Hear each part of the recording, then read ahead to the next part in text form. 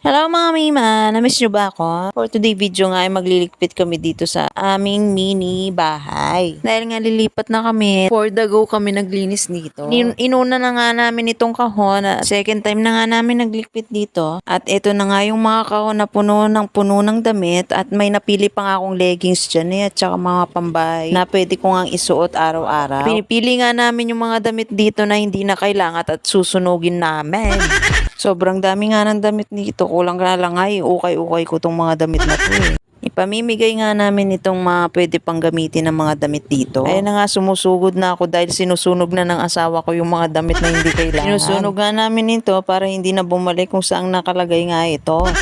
Pagkatapos nga nakakita kami ng ahas dito, hindi ko na nga nabidyoan dahil sa sobrang takot namin.